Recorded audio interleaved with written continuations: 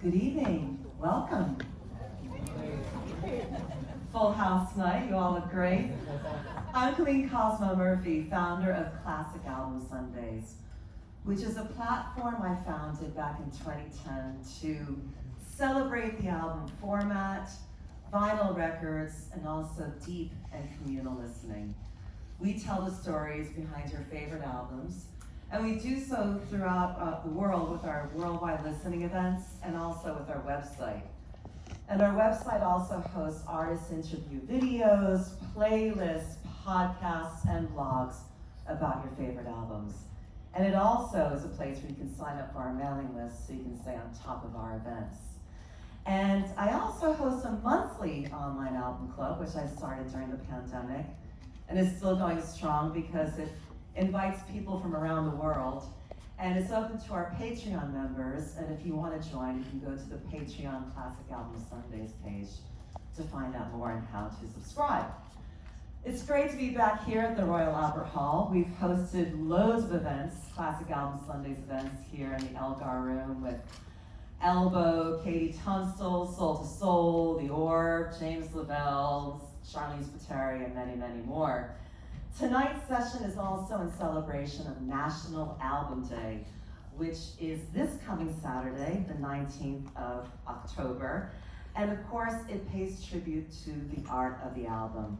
And this year's theme is Great British Bands. And of course, our guests tonight certainly fit under that category.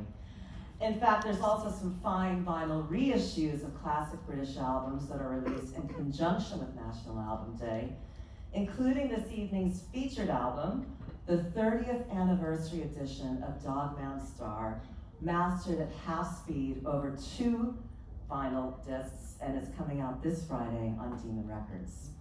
And this is the edition we'll be listening to tonight, played uninterrupted and in its entirety on our world-class sound system, featuring Danley Sound Labs, these shark fin speakers, which, believe it or not, have a 10-foot folded horn in there.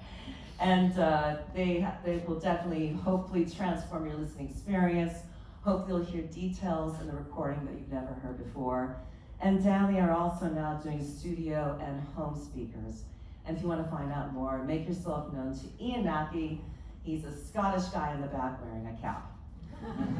This evening's Classic Album Sundays is in celebration of the 30th anniversary of a great British classic, Dog Man Star by Suede, a BPI Gold certified record that reached number 3 on the UK album charts.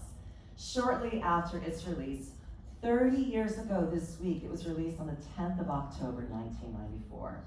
And it's a truly ambitious record. Dog Man Star may not be the band's most commercially successful record, but it is the fan favorite, and it's considered a Suede masterpiece.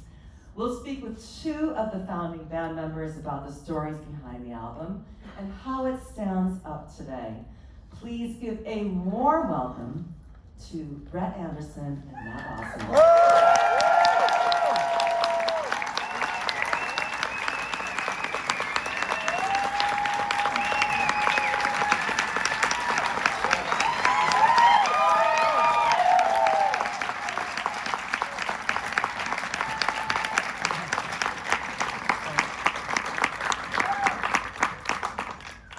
Thank you so much for joining us. It really means a lot to everybody here. Your fans are thrilled to have you in the same room. And talking about an album you've probably talked about many different times. I don't think we've ever talked about it before. This is going to be absolutely Exactly. Well, actually, we spoke about this album because I interviewed you 30 years ago when I was hosting and producing syndicated radio shows in America. So. I wasn't there, I don't think. You weren't there, no, it was Brett. It was at the Sony, offices in Uptown. Was that when Simon had food poisoning? Was that day? Because I remember we did one press junket in Manhattan. I remember we went out the night before and got a bit worse for wear, and I remember doing the whole series of interviews with a bucket next to I didn't notice the bucket. Kicking up into the bucket every couple of minutes. I definitely would remember that part. Maybe it was like a safe space. spell the time that I was there because I was just getting my You missed- sound bites you from missed out. It's a radio. great bucket. Well, it's a widely known story that Dogman Star was, a challenging record to make in some ways. But for those that don't know, I think it would be great to have a quick recap on the stories behind the making of the album. So it may be good to kind of rewind to the aftermath of the release of your debut album, which was one of the fastest selling debut albums by a British band. It debuted at #1 on the UK album chart, and it also won a Mercury Music Prize. So obviously you had a sound and style that worked. But before you even started recording your sophomore effort, did that in some way direct what you wanted to do with your follow-up record?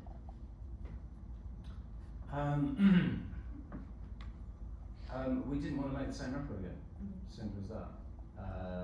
We'd made Suede Suede, and it was Suede Suede, and that was great. And we didn't want to do that thing that bands do, where they kind of hit upon a formula and just repeat it. The ambition was always to make a record that pushed beyond that took some elements of that. You can hear the sort of birth of lots of those songs of Dogman Star in some of the songs on the debut album. Things like Sleeping Pills or Pantomime Horse or something like that. Those songs that have got that kind of sort of widescreen approach, but we wanted to sort of take it to the next level. But I think Dogman Stars it's a kind of a unique record in lots of ways, and I don't mean that in a kind of self-celebratory way, but there's very few bands that have been through that exact career trajectory, where we made a very successful record, and as we were making our second record, we were sort of falling apart as a band. And I think you can hear all of that tension in the record. You can hear that sort of it's a strange collision between success and disintegration, and that's the unique set of properties that Dogman Star has. And how about for you, Matt? How did you feel about when you were embarking upon recording this album? Were there certain thoughts that you had in your head of what you wanted to do creatively with this record? Yeah, I think we were really excited about it. I mean, I think the thing is, your first record, especially for a band like us that have been around for a while with no attention for a little while, is that we had a kind of like really strong live set. So we knew the record that the debut was going to be. It was going to be the live set played in the studio with a couple of extra tracks to make up the difference. One of the reasons why bands, I think, suffer with their second record is often that they've used up all of their good material and they repeat themselves. But the other thing about a second record is that you can use it to explore a little bit. And it was the first time that we'd ever had any money to go into the studio and not have to be out in like 48 hours. We were used to kind of like going in, right, you've got to get a take, and with the first album we were often, at 4 or 5 in the morning, finishing stuff off, because it's like someone else is in the studio on Monday. So this was a challenge for us to, I think we all wanted to do something that was more experimental and was a bit grander and kind of less indie, you know what I mean, a bigger record. So we went in there, I think, with pretty high ambitions, and we've been road testing the songs kind of in rehearsal rooms and touring as well. So we weren't going in there absolutely cold. And did you feel a lot of pressure, because to have such a successful debut, you have the sophomore slump, or you can have a sophomore slump. Is that something you were actually feeling? A pressure, outside pressure, or was it any internal pressure? It's kind of good pressure, I think.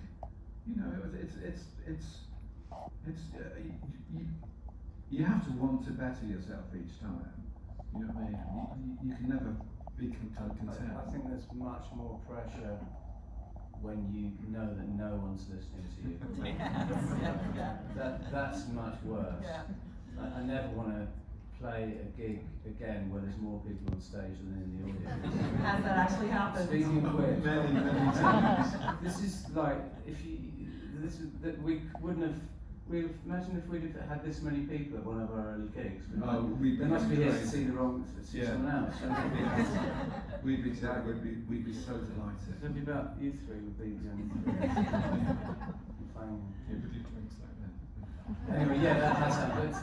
But joking apart, it's much more. It's tougher at the bottom than it is at the top. I mean, You know what I mean? every time we've made a record that's really successful, like the debut, like coming up, it gives you license because you know people are listening. You don't have to grab them immediately. You don't have to front load it with a single or anything.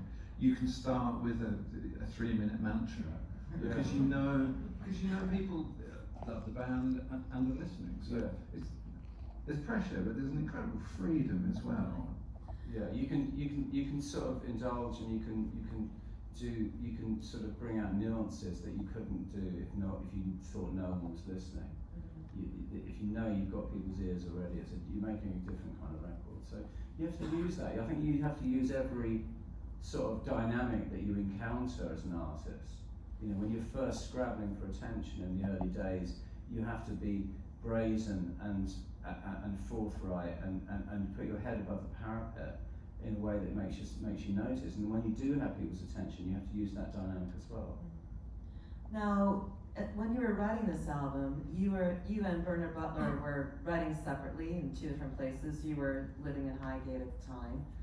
Yeah. And what has been described as a very hedonistic lifestyle, but it also seems that it was quite a culturally curious lifestyle as well. You were really seen, from what I understand, reading lots of poetry and books and watching films, listening to music. Can you just tell us what that lifestyle was like when you were living in Highgate, and if you were trying to get yourself into a certain frame of mind to write? I kind of became obsessed with the idea of artist as magus, the idea of the artist as this sort of slightly mad seer that kind of almost like wrote using subconscious, and I got interested in lots of different artists, and I just sort of fed my brain with different influences, whatever sort of intrigued me. There's lots of Lewis Carroll in there. There's lots of sort of ballad in there. There's all of those sorts of things, and sort of strange art films that I was watching, and all this sort of stuff. And that, then at the other end of the spectrum, I was kind of scrambling myself with drugs as well, and taking lots of drugs and living a quite a hedonistic lifestyle. So sort of like I was indulging my base instincts and also my higher instincts as well. And whatever came out of that was the thought process of Dogman Star. But I've always been quite sort of culturally sort of omnivorous and hungry. I've always had a hunger for sort of information and new ideas. And I love the idea that if you kind of cram your brain with enough influences, the machinery of your writing process will kind of will splurge out something original from all those different influences. This is what learning your craft is all about. Learning your craft as a musician and a songwriter, instead of just copying people, you're turning these influences into something new. You're creating synthesis. And I think we always loved those records that kind of broke the banks of music and went into something else. Kind of like lots of the Smith stuff and kind of Hounds of Love and records like that. Records whereby if you kind of let them in, they kind of brought with them film and literature and art and poetry. You know what I mean? That kind of just opened up a world, and I think, especially for kind of like kids from comprehensive schools, the idea that I look back on kind of like people like David Bowie or even people like Paul Weller, who were kind of teachers to me when I was growing up, and through them I came across literature and art and painting and films and stuff I never would have got anywhere else. You know what I mean? I didn't go to an arty school, I didn't have older siblings. And one of the things I love about Dogman Stories is I think it's a great jumping off point into loads of really interesting, into Lewis Carroll or Byron or kind of Nicholas Rogue. You know, they're all in there. What albums were you listening to at the time, Matt? Well, I mean, I can remember at the time. I mean, Kate Bush was a really big thing, wasn't it? Especially The Hounds of Love, and the way it wasn't a collection of singles. You know, especially because the first album was very much like these are the tracks that work, and then you start looking at kind of interesting, Pink Floyd even and Kate Bush and stuff like that, and just saying, all right, there's more that you can do with a record. I think that's a really important point that Dogman Star was definitely an attempt at making an album, a coherent album rather than a sort of like a fragmented, sort of like the debut album. Anyone's debut album is always a collection of sort of moments of your of your writing career up until then, but also your recording career as well, because you're kind of in the modern age you're recording singles up to like a year or 2 years up to it. So you're never, what I'm trying to say is you're never going to the studio kind of making a coherent, complete album with your debut album. And Dogman Style, we were very aware of doing that. And I think we were listening at the time to lots of records that had that sense of kind of like, sort of like, where the songs were kind of like, had a narrative, and the music had a narrative, and there was a kind of cohesion there. Things like Hounds of Love and Ducks Up the Moon and all these sorts of things that were the touchstones there. But it was very important that we made a coherent album that was a sort of body of work that hung together as a record rather than a series of singles. I mean, it has a really clear first track and a really clear last track that wouldn't have sounded the way they did if we recorded them separately. Yeah. They're parts of a whole rather than just on their own. And speaking of recording separately, there was actually the band was recording separately. At least yourself, Brett, along with Berner, were doing different shifts with the other band members having to be present for longer periods of time. Can you explain the process and how that works, the recording process? Well, I mean, Bernard used to go and record, I think probably the morning, the afternoon, and do that, and then I'd kind of come in the studio in the evening. It's just, we lived very different lifestyles, I was sort of like up all night and he wasn't, and that's just the way it worked. And I don't know, it's the popular thing is that weren't getting on at the time, and it's probably true, it's such a long time ago, but we probably weren't getting on for vast periods of it, but there were points in making a record where we were. It's the truth is always somewhere between these poles, And there were points I remember being in the studio with him and us all working on stuff together.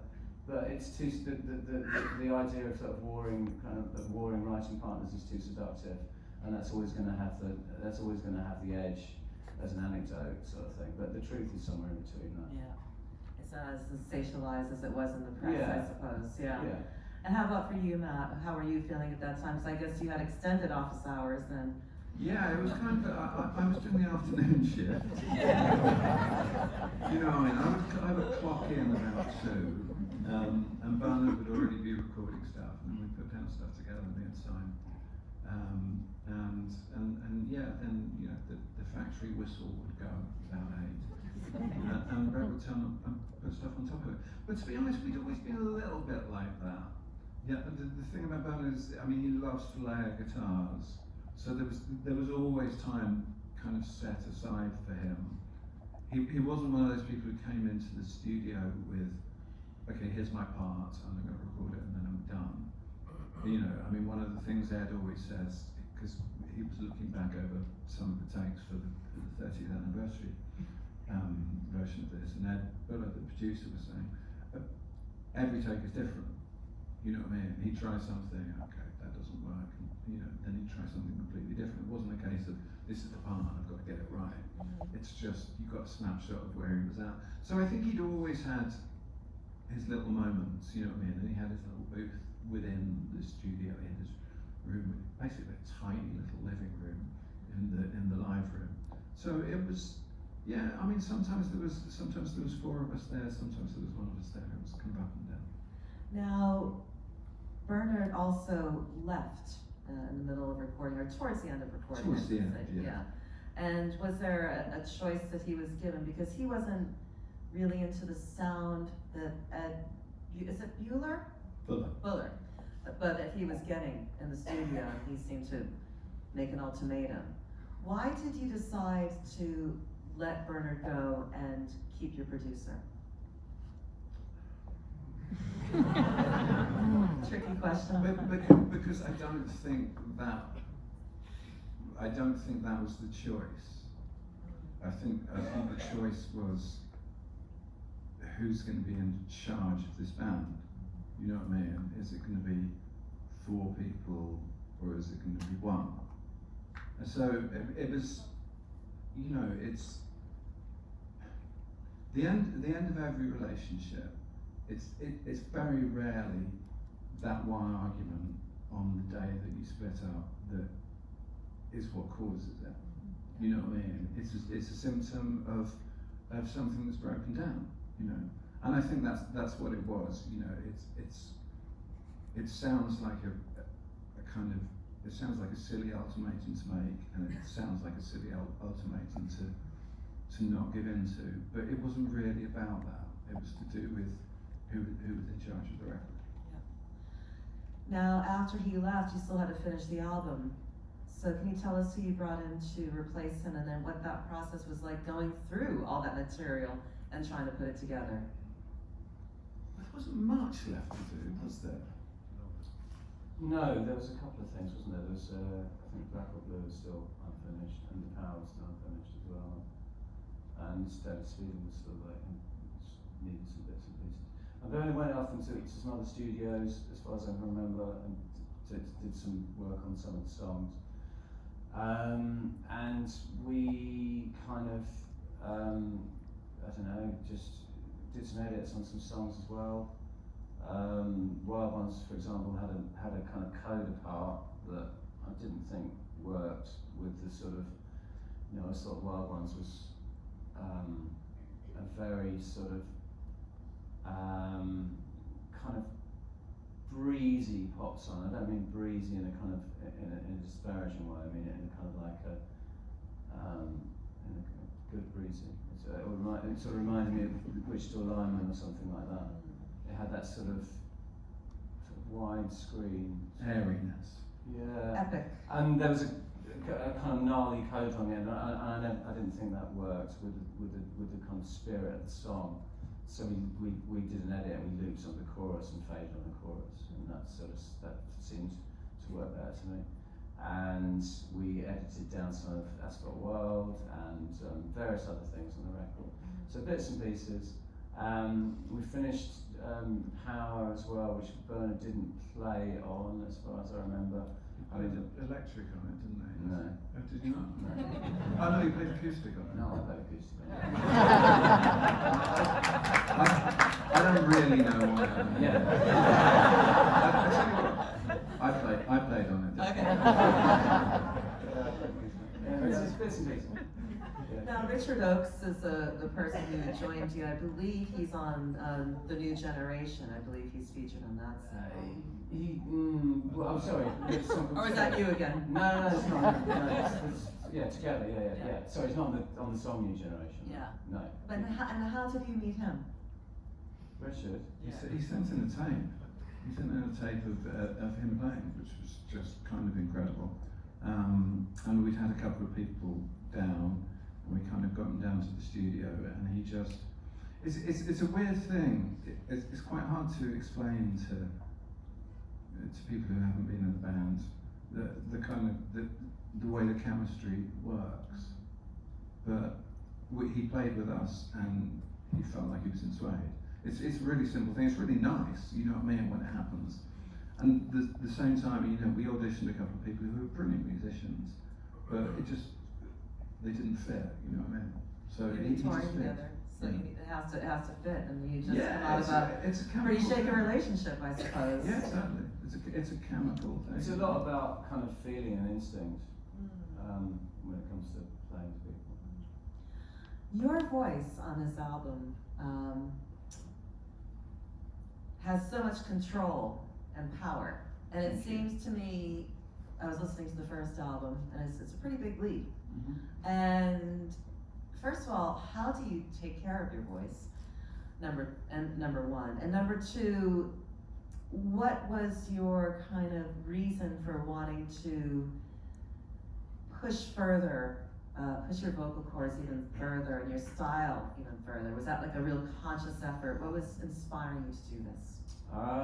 Well, first of all, I don't really have a sort of daily voice maintenance program. Especially A little bit of then. gargling. 50 vocal push-ups. So I don't know. Didn't really take care of it, to be honest. You're just lucky. I don't know. Yeah, maybe.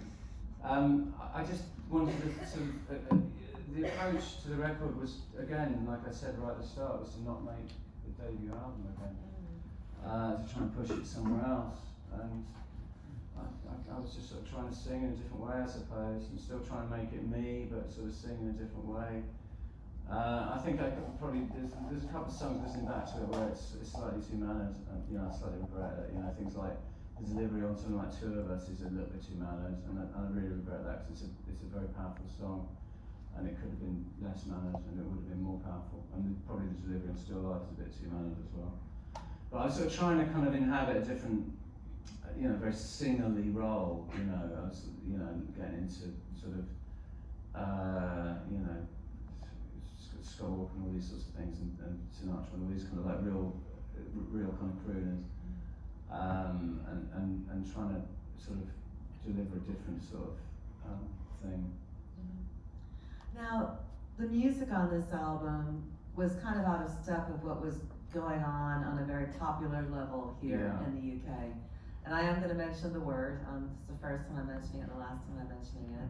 Britpop. Right. That's the last time I'm going to say it.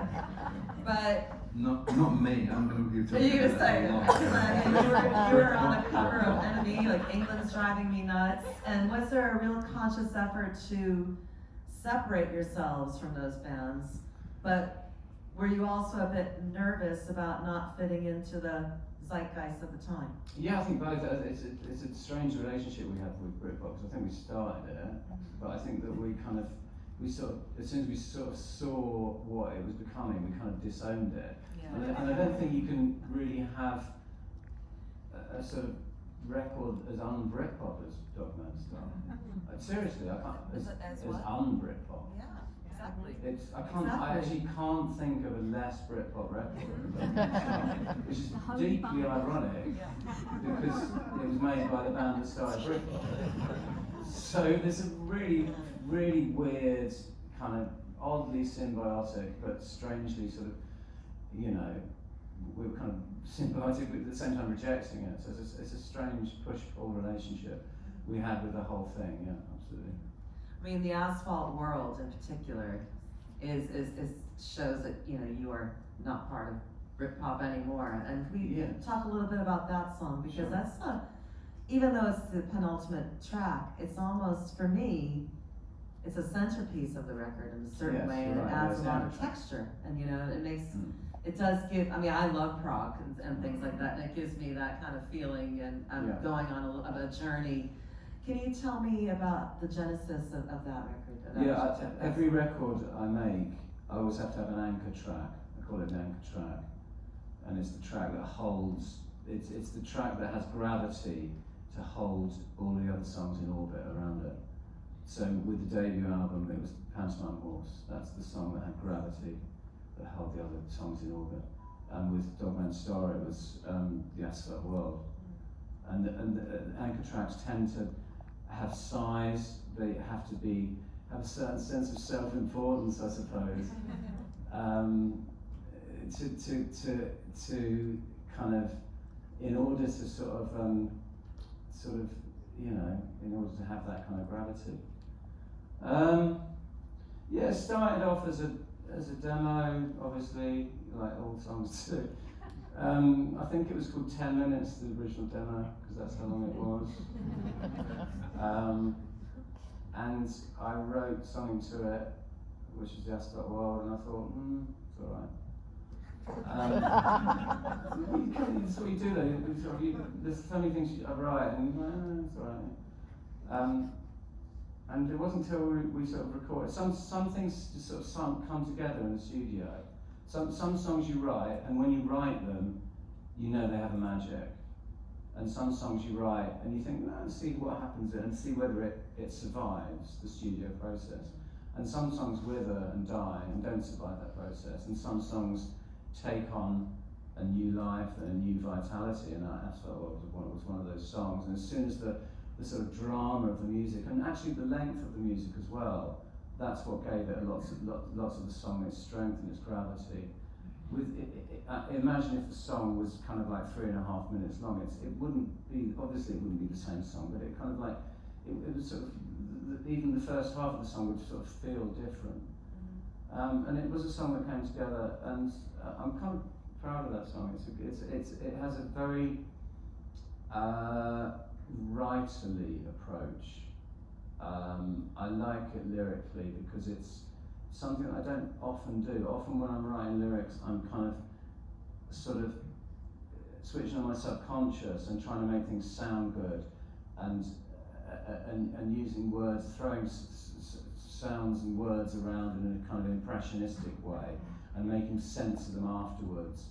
And with that song, it was almost there's a kind of, it's a very narrative approach to songwriting. It's a song about a kind of triangular relationship. It's a song about sexual jealousy, and there's sort of like it's a sort of a narrative, writerly approach I don't usually use. I'm quite proud of how it works out.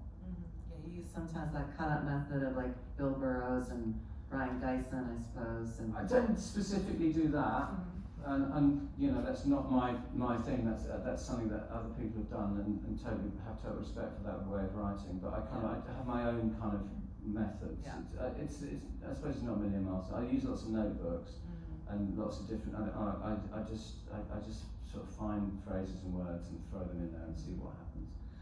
But the Wild Ones, which we were talking about earlier, is it is just a beautiful song. I mean, it fits in with all the Suede discography, but it just seems to stand apart a little bit as well. And I've read that you said it's still one of your favorites. Yeah. Is that still the case? Yeah. If so, why? Yeah, it'll always be, you know, right up there for me. And it's always as a song. It's always the song to compete with. You know, it's always the yardstick. It's always like, you know, could we ever do another song as good as The World? It's always that. And it's a kind of like, it's a healthy competition that you have with your past. And Wild Ones represents the sort of zenith of that, I think. I think it's one of those songs, and they don't come along very often, that it's how people react to them that gives them their power. You know what I mean? I love it as a song, but one of the reasons I really love it is I know how much it means to people. You know what I mean? And it's strange that there are some, you know, that and Life is Golden, and even something like Beautiful Ones. It's only once you've seen what they do to other people that they kind of get elevated. Yeah. And that's the song that, more than any other, people say, you know, oh, I got married to that song, or, you know, I had my first kiss to that song, all those kind of things. And, you know, that's as I think as I grow older, that becomes more and more important. You know, that these songs aren't just us showing off, but that they kind of live out there in the world. Have whole separate lives in some ways. Yeah, no, I love that. Yeah, that's great. You know, people, you know, people who love that song and listen to it, they're hearing a different song to me. You know what I mean? They're hearing a song that's shot through with their own lives and their own experiences and their loves and their losses and stuff. And I love that. It's great. I think that's a really intriguing idea as well, is that there's no absolute meaning to songs. Even the writer of the song can't say 100% what the song is about, because the song is about interpretation, and the writer's interpretation might be completely valid as their interpretation. But I love it when people come up to me and sort of project their own interpretations onto the song, and not in a kind of like abstract way, that I think this is about this. They sort of like they're definite. This is what this means to me, sort of thing. And I think that's totally valid. And I was kind of intrigued about how other people have how our songs have sort of like woven their way into people's lives. And I think that's a lovely thing. We Are the Pigs, very Orwellian, and really talking about the divide between economic classes. And to me, that divide is even greater 30 years later now than it was when it was made back then. Can you tell me a little bit about that song and how you wrote it and what your purpose was? I don't know what I'm thinking of, really. It's just a sort of, it's supposed to be like a sort of soundtrack to a riot. I always thought when those riots happened back in 2011 or whatever, when everyone was stealing sort of trainers and stuff, they should have been playing We Are the Pigs on the news. It's like, that would have been nice. Bone died a happy man. Now, do you have a favorite song on the album? Oh, that's nice.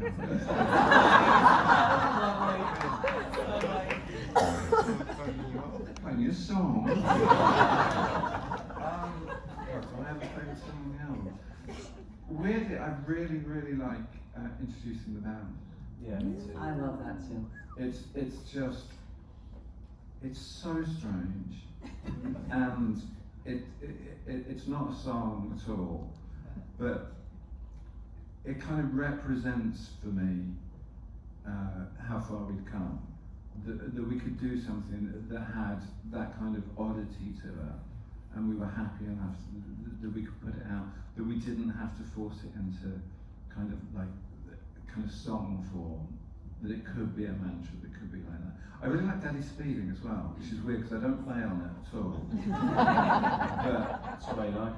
but in a weird way it is, because it's one of those songs, it's really difficult not to hear every song through a musician's ears.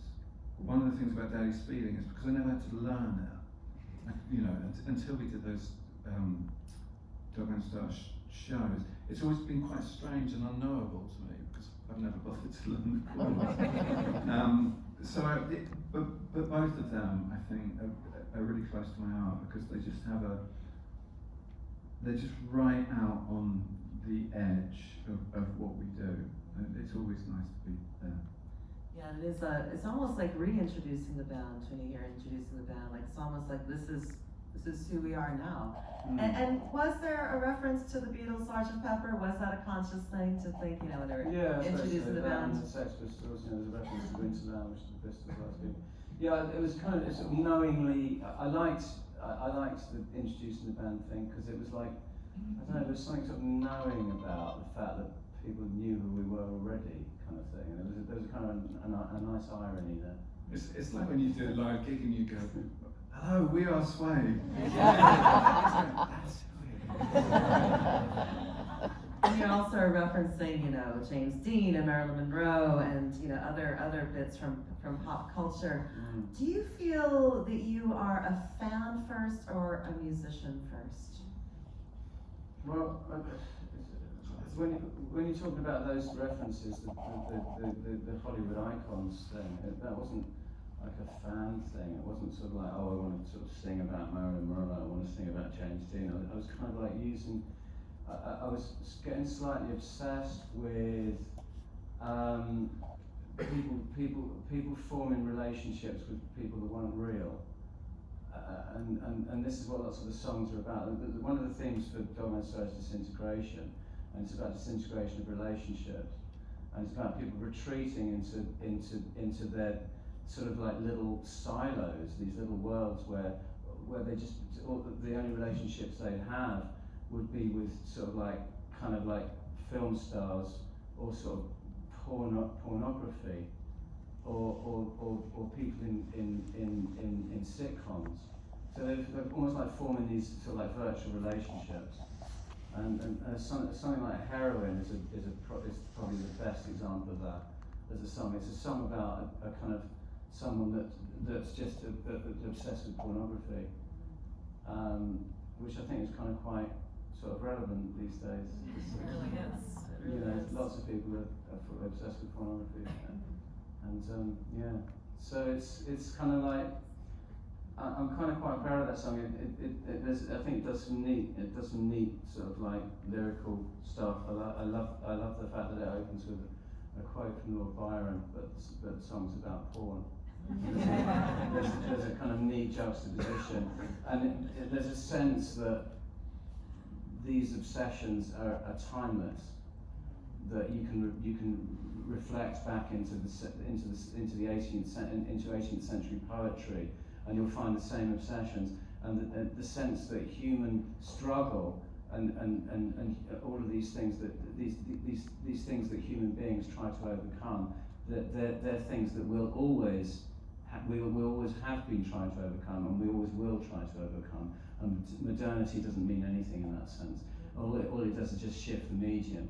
So years ago, people would have found salacious etchings compelling, and now we happen to find video screens compelling, and in the future it'll be AI, and all you're doing is shifting the medium. Yeah, absolutely. The last song, Still Life, you use the London Symphonia. You like the phrase salacious Salacious etching is great.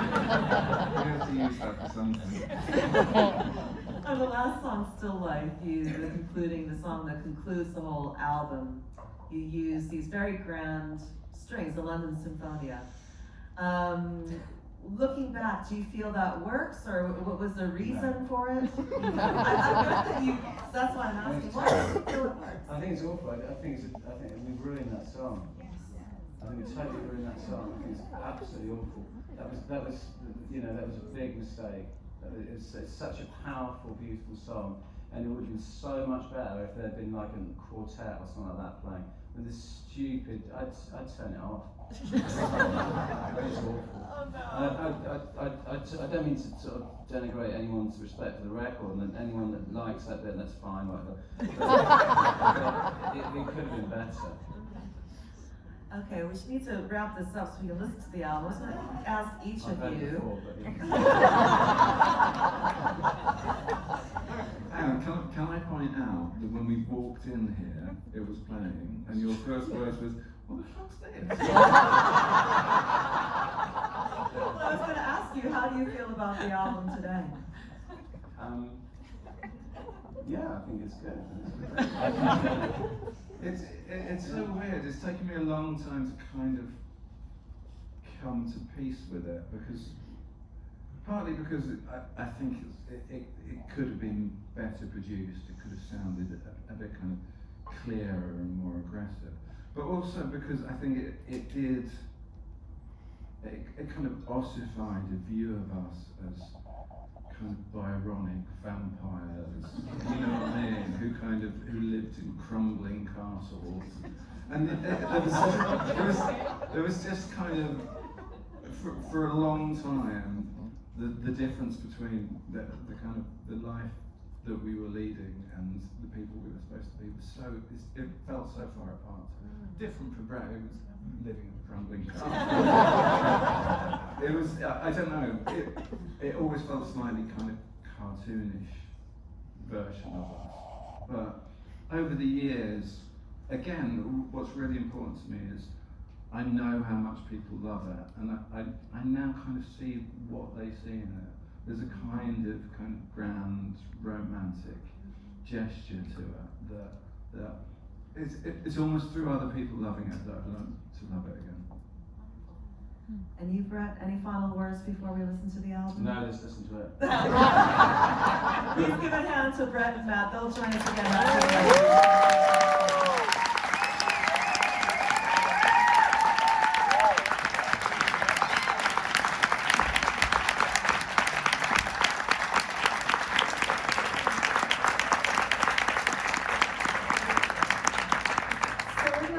album uninterrupted except for me running back and forth to switch the record over. But what I do ask is that you refrain from conversation. It's okay to kind of make a comment to your neighbor, whispering, but the whole point about this is to really immerse ourselves into the album, to really listen to it. So please turn your phones off. Don't look at your phones while you're listening. What I suggest is to close your eyes. And when you close your eyes and you just kind of focus on that sense of hearing, it becomes so much more clear, and you can really give yourself over to the music. And you might find that you hear things differently after hearing the band talk, after hearing Brett and Matt, and also hearing it on this Stanley sound system. So let's have a listen to Dogman Star.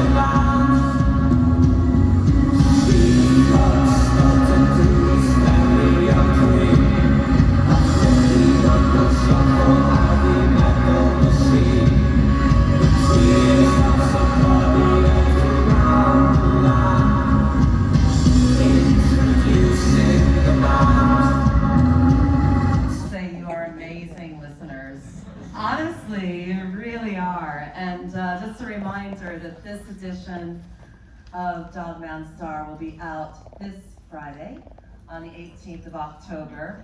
And it's part of the National Album Day celebrations. And just while we're waiting for the band to come back, my intern just ran out to get them some beers. So I think they're coming back. But just to remind you, National Album Day is this Saturday, October 19th. There's a lot of exclusive vinyl releases, and you can go on the National Album Day website to find out all the different records. And the theme this year, as we said earlier, is Great British Bands. And Suede certainly counts for one of the Great British Bands. So there's also programming on BBC Radio 2, and there will be other events. And in fact, I'm hosting an event tomorrow at the British Library with Saint Etienne, Fox Space Alpha. It is sold out, but there's online streaming tickets available if you're at home, and the link is good for 72 hours, so that's happening as well. So we're still waiting for the band to come back. I'm hoping they have their beers, I'm hoping, but National Album Day has been going on now for 7 years. Classic Album Sundays for, 14 years. And you can check us out at classicalbumsundays.com to find out more about all the events. And there's loads of different artist interview videos and things like that there as well. So, fingers crossed, you have a band coming back. I'm pretty sure we do. Let's see. And Gennaro, National Album Day, you're from the BPI. So, any other special events coming up this week? Actually, thank you very much. You're fantastic. Yeah, every time I see you, you amaze me with your knowledge and your passion for the album. So, and interestingly, with albums, we keep seeing sales grow, streams grow for albums, and in fact, this year, not only because of vinyl sales going up, but the CD is actually leveling off in its decline. We're probably going to see the first increase in physical formats of the album. since 2004. Got So, your ears. Yeah. Oh, great. Well, thank you, Janard and Janard from the VPI. I'm glad you got your beers. Sorry it took so long. Well, we had a great room of listeners, let me tell you. What have you not been doing since we've been Just hanging out. Doing a lot of heavy-duty listening, actually. I have to say, this audience is fantastic. You can They're hear really good it listeners, from- How can you tell? What do you mean? I There's don't- no talking. You said they're really, oh right, normally is it a bit rowdy? No, generally not when I'm around. But some, no, it's just they didn't even try. Sometimes people get a little bit talkative during the album. They didn't. They They're sat ve- and they are very actually well listened. behaved. Very well behaved. Very well behaved. Well done. Who has a question for either Matt or Brett? Yeah, can we get a microphone over here? Victoria's back. Thank you, Victoria.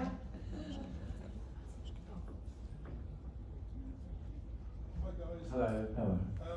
Firstly, thank you for tonight and thank you for everything over the last 2 years. Sorry, it's been a fantastic ride for all of us.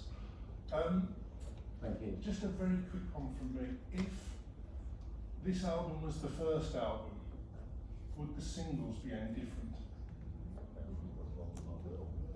Oh, I mean, it's a really good question. Yes, actually, I think. I mean, the whole point about releasing Dogman Star We Are the Pigs as the first single is everyone told us not to. And they were right, I think. And I think if it was the first album, we might have listened to them. So yeah, I think. I mean that's true. But literally everyone begged us not to release that. I asked Simon years ago, and he said to ask Brett. So I'm asking you now. Oh yes, it's fine. Yeah. The question was, would Heroin have been a good single? And he said, ask Brett. Sounds like Simon. Maybe, yeah. I don't know. I mean, the thing about Dogman Star, it could never be a debut album, I don't think. But it's an interesting thought experiment, yeah. I think if we released it now, we'd probably release Wild Ones as the first single, wouldn't You we? could probably release New Generation. I'd release Wild Ones. No. So you have a question over there? You have a microphone? Hi, just after, I've listened to the album so many times and listening to it again, I was struck thinking about, the album's second great albums. Often bands don't make great albums on their second record. When I was going back, into the past, I was thinking, Paranoid and Lucy's Model, For Your Pleasure, London Calling, Loveless, The Bends, Ladies and Gentlemen, Floating in Space. And this record really stands, next to great second records. But because there's been so many eras of Sway, I'm not going to listen for you, but I think you're almost like into your third act in a way, in your different periods, with Richard and then kind of reactivation after that amazing initial Teenage Cancer Trust gig. Are there albums that each of you, Matt, Brett, prefer, albums that you have made, either side of this record? Would prefer to Dogman Star? Yeah. I mean, it's such a strange thing because it's a case of what you prefer them for. I don't actually listen to Dogman Star that much. What I was saying before is I kind of like it as I love it as a live record. I love playing the tracks from it live. It's a terrible live record. No, but the tracks that we play live, we are the Pigs is always great. Individually, but when we play it through Oh, as no, a I'm not live talking about playing the whole thing. The whole thing is, but the stuff that we do play for that, and two of us especially. Yeah, two of us. I love playing that live.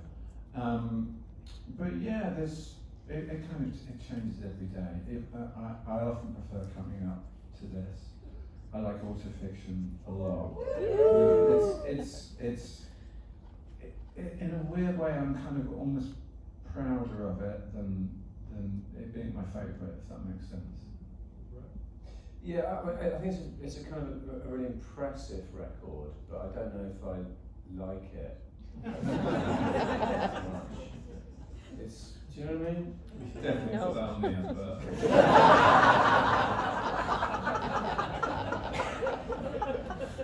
You know, people can be impressive, but you don't necessarily like them. You know what I mean? Yeah, that's really Right. good analogy. I It's mean, sort of Dogman's. yeah, what was it? It's impressive. It's not really like, it's not, you don't warm to someone who's Yeah. impressive. If Dogman Star was a person, it would be kind of like, oh. It's, I mean, it's really hard. It's great, but yeah, don't invite him to the pub.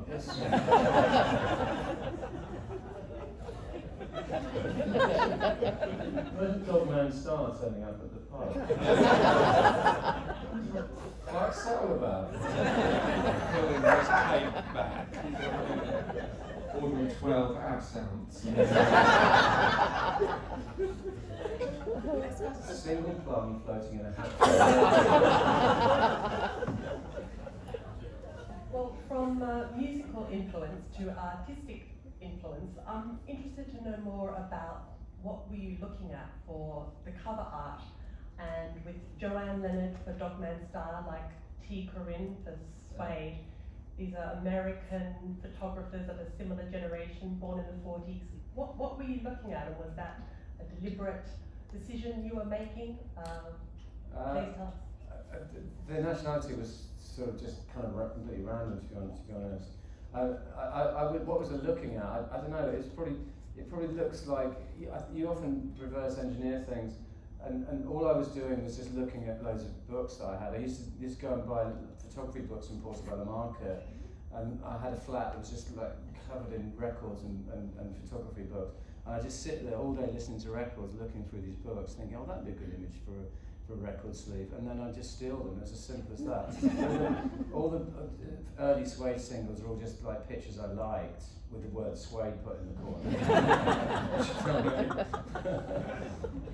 So the same with Dogman Star. I mean, to be honest, we did have a kind of Spinal Tappy kind of like sleeve that the record company vetoed, and it's actually I'm really glad they did, because it was, looking back on it, it would have been a completely different record with a sort of, the Pasolini image. I don't know if anyone knows, but there's a sort of like a sort of naked person like with dog collar on, stuff like that. And it's very sort of like metal, but it's from this film called 120 Days of Sodom by Pasolini. And it's just too literal, and I think that the Joanne Leonard image, in the end, it captured something of the kind of Dogman Star. There's something really dank about Dogman Star. There's something sad and dank, and the colour even seems to resonate with the music. I always think of it as a green record, a green sounding record. It's almost like moss or something like that. It has that sort of sense of sort of dank beauty. Yeah, I was going to ask that, because recently you defined autofiction as a black and white record, and I was going to ask, which color would you define Dogman Star? Yeah, I would say lots of the colours really resonate with. I don't know if it's just because you kind of get used to them, but yeah, I think of albums in terms of colours, and Autofiction is a black and white record, and the next record, Suede X, will be another black and white record, because we're going through, this is our black and white phase at the moment. One of the things that I think is a real shame about kind of the death of, or the downgrading of vinyl, is that I think we all see, everyone at the band sees kind of records through the prism of their covers. You know what I mean? We've never seen it as something kind of separate. It's not an advert. It's a way of kind of looking more deeply into the record and just changing the way you hear it. And there's loads of records that their cover does something to the record. It just kind of like shifts the emphasis. And Brett's totally right. It's More as well. in this instance, in this rare instance, Brett's right. It adds a kind of languid, kind of poverty-stricken cast to the record, or deepens it? Hi, I'm a big fan, and I'm getting into like bands and singing and songwriting, and I was just wondering, do you have any advice you could give for The songwriting. yeah?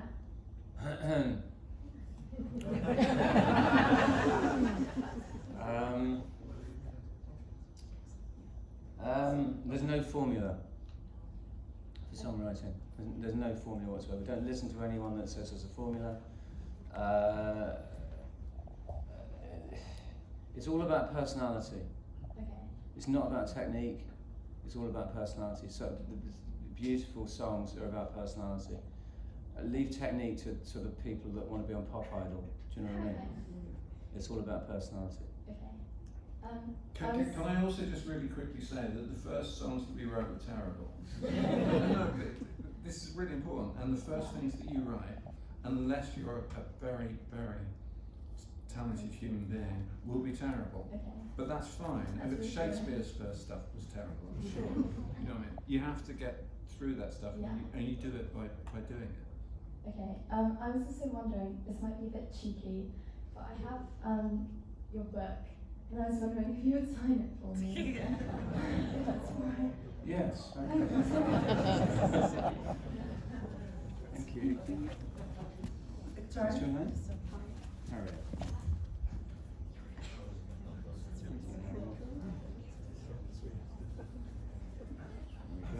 Hello, Carrie. First of all, I adore Dominant Star, so you can wash your mouth out saying bad stuff about it. Surely we're the only people who are really allowed to. We've had a lot of amazing albums since, including Auto Fiction, and you've said for quite a long time now that you're very proud of the Wild Ones. So is there a song that you think has matched that over the years? Yes, Life is Golden. I think it's as good as the Wild Ones, actually. But it just didn't gain the actually, to be honest, Wild Ones didn't gain the recognition it should have either. But I'm just as proud of Life is Golden, yeah. And she still is, you know, lots of other songs as well. But thank you. Yeah. Are you available for studio duties? Yes. Yeah. Okay. We're free. Yeah. Hello. Hello. I'll stand up. Hello, guys. Hello. Hello, Rachel Apps. Hello. Just wanted to go back to what you said earlier about still life, because if you'll recall, my fanzine that I made about you guys in Quietly 1994 Killed, was called Quietly Killed for You. And I named it after hearing bootleg recordings of you guys playing the song live. So I'm sure that I must have let you know over the years how angry I was when I heard the track on the album sounding so overblown. Okay. Nothing like what I named the Yeah. fanzine after. Yeah. So it sounds great to my ears to hear you say that you would do it differently now. But also, I've always felt that the power is sort of the yin to the still life yang, in that whenever I've heard the power live, it sounds good, but it doesn't sound as robust as it does on the album with the string additions and the orchestration on the album. We've never really got it right live, that song. I just think the way it is on the album, the combination of the orchestration and all the traditional instruments, it just seems spot on to me. Whereas with Still Life, I've always enjoyed the live version much better than on the album. So to me, they always have seemed like a pair in a way, in a sort of mismatched way, but sort of matching. I don't know if that makes sense. Yeah. That they're sort of opposites. And every time I hear the power on the recording, I just wondered if you had any thoughts about whether you think the power came out as well as you hoped it would. No, I don't think it came out as well as I hoped it would. I think it really suffered from not having Bernard playing it, obviously. That was a big flaw in the record in that sense. It's an interesting song live because it's so mid-pace. It doesn't have any drama, and live music is all about drama. It's all about being incredibly loud or incredibly quiet. It's about being extreme in some way, and the power is just a sort of nice little tune. It never quite reaches that thing. That's the same reason we play Wild Ones stripped down now rather than as a full band. It suffers from the same thing. It never has the drama if you play it as a full band thing. If you have time for one more question, so. Many more. Yes, hello, hi. Hello. Just a question about the process of selecting songs for the album versus leaving them out and then putting them in other formats, like for example the Sci-Fi Lullaby, which is such an amazing album in its own right, I think. So how do you, as a group or individually, what's the process for you guys to select which of your material goes on any given album? And maybe also has that changed over the years? Well, that's something that keeps me awake at night, because there's so many. I think especially in the early days, there's so many songs that I wished had been on the albums and would have improved the albums. And now I'm much more. I think I've had a much kind of more objective sense about this, and it's songs slip through the net less now because we sort of like live with them more, and I'm able to view them in a different way. But there's lots of songs on the you know, when we had B-sides like My Insatiable One and My Dark Star and things like that, and Killing of a Flash Boy, that should have been on the albums, and they would have made the album stronger. I think one of the things is, especially when you start, it never occurs to you that you might dry up a little bit. So it's just kind of like, oh, here's a great song, let's just get it out. You know, and you know, when we came to do Dogman Star, we wrote the songs for the album. Yeah. And then, you know, when we had enough, we started to record the album. And, you know, the next good thing would be saved for a B-side. It wasn't like we sat there with 30 songs and went, okay, this is the album. We kind of wrote to order and suffered for it. One last question. Yeah, hi. Hello. Hello. Once I read Document Star, just the title, represents just a sort of journey, the steps of a journey from gutter to star. Since this is maybe your successful album, and in light of your experience, which is the album which represents the milestone of this journey? Which represents the what of this The journey? milestone of this journey. Milestone, another milestone. Oh, I see, of which this is the journey. kind of Stations of the Cross, sort of thing. Yeah. Yeah, it's interesting. I don't think the title it's the right title for the album. Actually, it's become the right title because these things just do. But the album, the Dogman Star, it's kind of like about a journey, a sort of, it's about ambition. And I don't think the album's really about ambition. I think there's one or two songs on it. The Power's about ambition. But the album's much more about disintegration than it is about ambition. I think it was part of, sort of, in the 90s, you weren't allowed to be weak. And even Suede, who were very, we wore our sort of, we inverted our kind of weaknesses and our strengths quite, in quite an interesting way. But even in the 90s, you weren't allowed to show vulnerability. And I think if we had somehow, in some alternative universe, sort of written Dogman Star now, it would have had a different title, more fitting to the sense of disintegration and vulnerability that the record actually has. I think that the title Dogman Star is slightly misleading.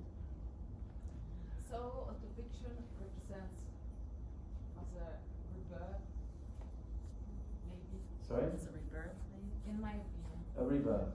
Autofiction. Oh, sorry. Yeah. Is the real rebirth of mind.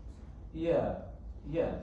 I'd say so. I mean, the title doesn't refer to that, but yeah, I think so. Yeah. And this time it is the last question.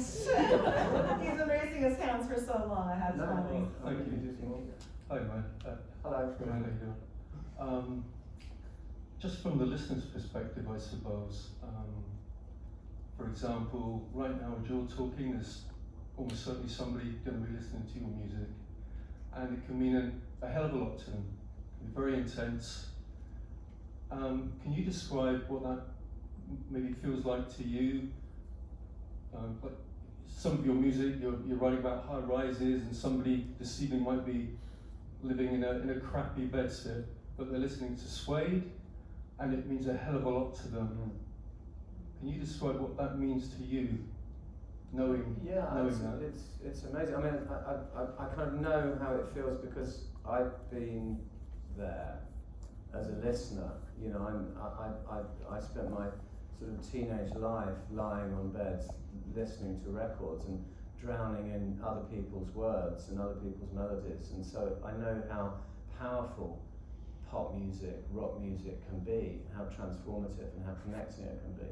So I'm always humbled to be part of that chain, to be part of that kind of relay race of being passed the baton and then passing on to other people, and that's always a wonderful thing to be part of that process. So yeah, that's what I can say about that.